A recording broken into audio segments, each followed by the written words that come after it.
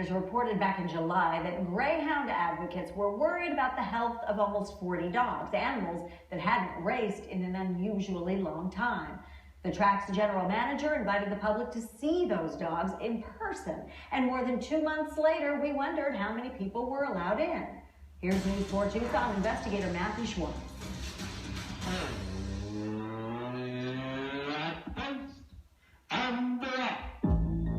The News 4 Tucson investigators reported in July that dozens of dogs at Tucson Greyhound Park had been idle for an unusually long time. Greyhound advocates were worried about the health of 38 dogs that hadn't raced for at least 6 weeks, because they typically race about every 4 days.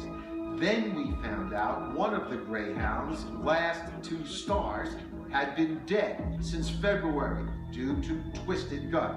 When we interviewed track general manager Dale Pop in July, he said all the dogs were fine, and he voluntarily extended this invitation. The public has the ability, they can come in and say, hey, let me see one of the dogs.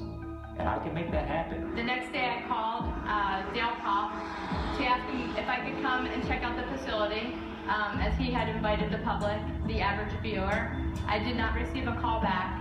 Then I called back again on July 27th and still have yet to receive a call back.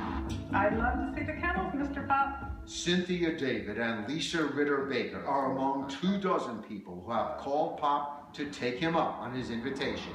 David says she called him on July 16th and 17th, and that he called her back on July 22nd when she told him she'd like to see the dogs. And has he been in touch with you? He has not. How many people have you allowed to see the dogs? There's actually, I haven't set up anything with anybody. Why not? I'd love to make good, but I will not put this track at risk for somebody to potentially do something unethical and purposely try to sabotage something to make us look bad. And without a doubt, there are people out there that are that close from being in the loony bin.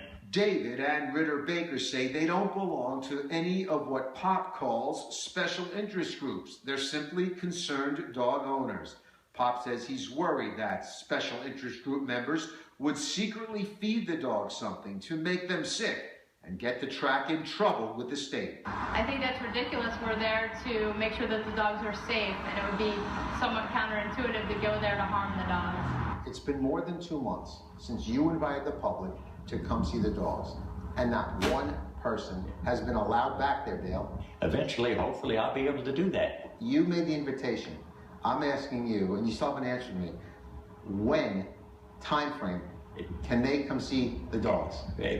When it's convenient, and when this dies down to where it's not an emotionally charged telecast, when things are normal, to where I don't have to worry about somebody sabotaging the backside.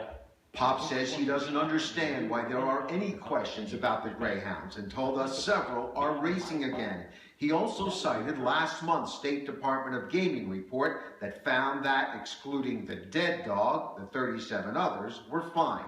But remember, the track initially did not tell us about the death of the last 2 stars. And the state initially told us the dog was euthanized in June, and only later admitted the dog died 4 months earlier and was not euthanized. I think we need some answers. I would really like to see the real story, what goes on at the track. When do you think you might allow them in?